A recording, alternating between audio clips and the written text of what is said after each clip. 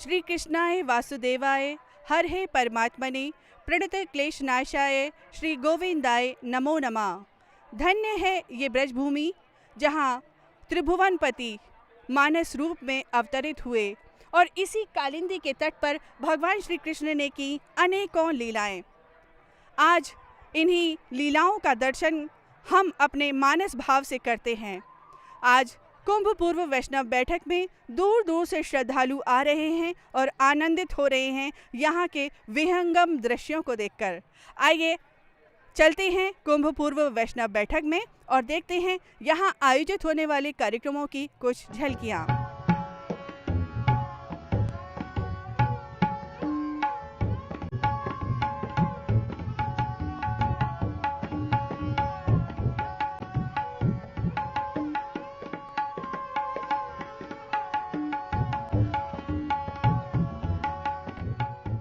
कालिंदी को कृष्ण प्रिया भी कहा जाता है। श्री कृष्ण के अनुराग और लीलाओं की गवाह रही हैं श्री यमुना।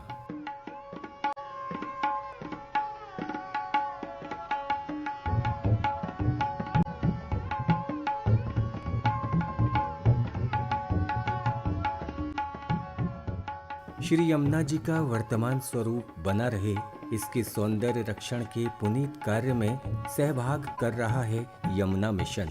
माँ यमुना में स्नान करने से दैहिक, दैविक, भौतिक सभी पापों से मुक्ति मिलती है। ब्रजवासियों के लिए यमुना माँ उनकी आराध्या शक्ति हैं। यहाँ तक कि संतानोत्पत्ति होने पर यहाँ परंपरा है यमुना पूजन करने की। घर में कोई भी शुभ और मांगलिक कार्य हो, उससे पूर्व किया जाता है यमुना माँ का पूजन। यही कारण है न सिर्फ ब्रजवासी बल्कि दूर दूर से भी श्रद्धालु यहाँ आकर माँ यमुना का पूजन करते हैं और करते हैं यमुना माँ का चुनरी मनोरथ।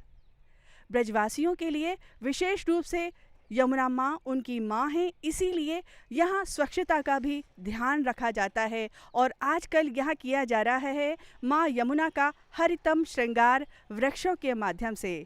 आइए देखते हैं मथुरा और वृंदावन के घाटों की कुछ झलकियाँ।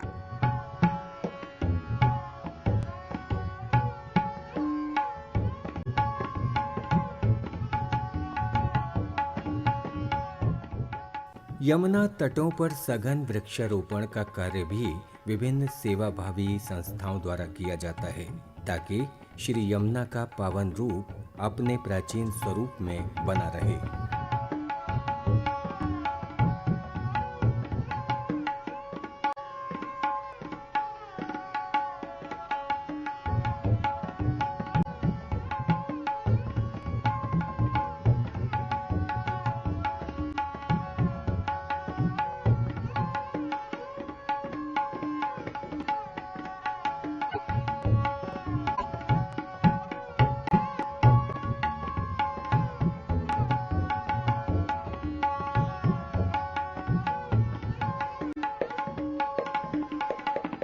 कुंभ पूर्व वैष्णव बैठक में यमुना स्नान व पूजन की सार्थकता हेतु यमुना जल में गंगा जल की आपूर्ति की जा रही है।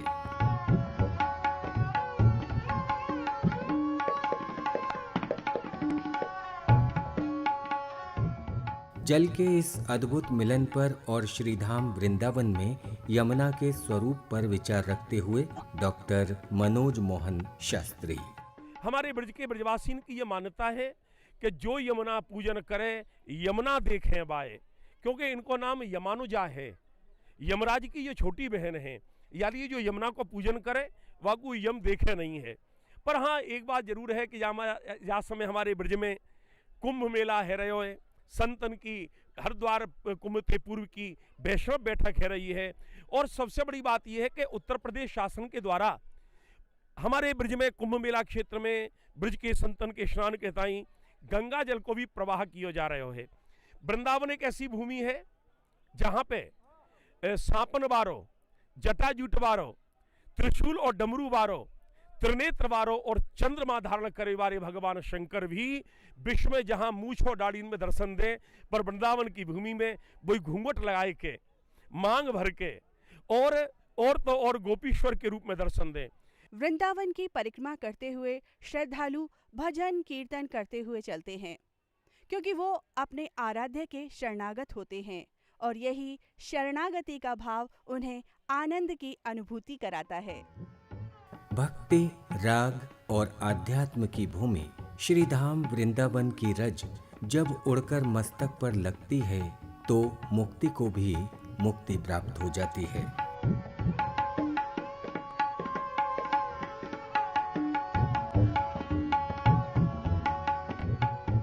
ऐसी पावन धरा को प्रणाम निवेदित करते हुए विभिन्न शुभ अवसरों पर वृंदावन की पंचकोसी परिक्रमा का महत्व बढ़ जाता है। इसी महत्व को बताते हुए रसिया बाबा। प्रदक्षिणा परिक्रमा करने का महत्व क्या है, क्यों करनी चाहिए, उसके पीछे कुछ कारण हैं। कहीं सप्तकोसी परिक्रमा है गिरिराज जी में, हमारे वृंदावन की पंचकोसी परिक्रमा है, क्योंकि ये जो पंचकोश 5 कोस की परिधि के भीतर जो भी वृंदावन है उसकी प्रदक्षिणा का परिक्रमा का महत्व इसलिए बनता है क्योंकि यहाँ सप्त देवालय जो प्रमुख देवालय हैं वो इस परिक्रमा की परिधि के मध्य आते हैं और अनेकों संत इस परिक्रमा की परिधि के मध्य में निवास करते हैं। तो कोई भक्त चाहे कि एक एक मंदिर में जाकर के एक एक संत से मिले और उनकी परिक्रमा लगाए, वो एक कठिन कार्य है। इसीलिए हमारे आचार्यों ने, प्राचीन संतों ने ऐसी परिक्रमा की परंपरा डाली कि हम उस परिधि में रह रहे सभी संतों का और जितने भी देवालय हैं उनकी परिक्रमा लगाएं तो हमको उनके स्पर्श का और उनके दर्शन का लाभ प्राप्त होता है। पंचकोसी परिक्रमा मार्ग में भगवान श्री कृष्ण की लीलाओं को आकर्षक रूप से चित्रित किया गया है। चित्रित लीलाएं श्रद्धालुओं को अपनी ओर आकर्षित कर रही हैं। वृंदावन बहुत अच्छा है और इधर राधा रानी के दर्शन होते हैं। बांके बिहारी का जन्म है, कृष्ण जन्मभूमि में, तो साक्षात यहाँ तो भगवान राय हैं। इनका सारे तीर्थ यहाँ पर हैं, जितने भी अपने हिंदुओं के तीर्थ हैं, अपने हिंदुस्तान में सारे तीर्थ यहाँ हैं। श्री धाम वृंदावन की परिक्रमा करके जो आत्मिक संतुष्टि मिलती है, जो ठाकुर जी के नाम लेने से आत्मिक संतुष्टि मिलती है, मैया जी के नाम लेने से जो आत्मिक संतुष्टि मिलती है, वो कहीं नहीं है, कहीं नहीं है। मैं बहुत इंडिया में बहुत जगह गया, लेकिन श्री धाम वृंदावन जैसा कोई धाम नहीं। एकादशी मानी जाती है, बहुत अच्छी मानी जाती है। उस पर परिक्रमा लगाना शुभ होता है, ये हमारे हिंदू धर्म में बताया जाता है। तो इसलिए हम लोगों ने सोचा कि एकादशी पे वृंदावन की परिक्रमा लगाई जाए। ज़्यादातर लोग लगाते हैं, वैसे तो परिक्रमा लगती रहती है 12 माह, बट एकादशी के दिन और अमावस्या के दिन ज़्यादा लगती है और इसीलिए हम आए हैं आज। लीलाधाम वृंदावन और कालिंदी का अपना अनोखा संबंध रहा है, इसी से इस धाम का महत्व बढ़ जाता है। विचारों की सहभागिता के साथ महेश भारद्वाज। पंचकोसी की भगवान की जो हृदय है उसके चारों तरफ आवरण में हम जब परिक्रमा करते हैं, हमारे जैसे बच्चा नज़दीक होता है तो हमारा ध्यान उस बच्चे पे बहुत गहनता से होता है। ऐसे ही हम जब परिक्रमा करते हैं तो हमारे शरीर के जितने विकार हैं, हमारे शरीर के जितने हम नेगेटिव ऊर्जा है वो नष्ट होती है परिक्रमा लगाने से। और ये कहा गया, हमारे विद्वान लोगों ने कहा है कि जैसे ये पंचकोसी परिक्रमा का जो शुभारंभ हुआ था, ये नंद बाबा यशोदा को भगवान कृष्ण की प्राप्ति नहीं हो रही थी, तो ब्रह्मा जी ने उनसे कहा कि आप वृंदावन की परिक्रमा करिए, वृंदावन की परिक्रमा करने से आपकी समस्त मनोकामना पूर्ण होंगी।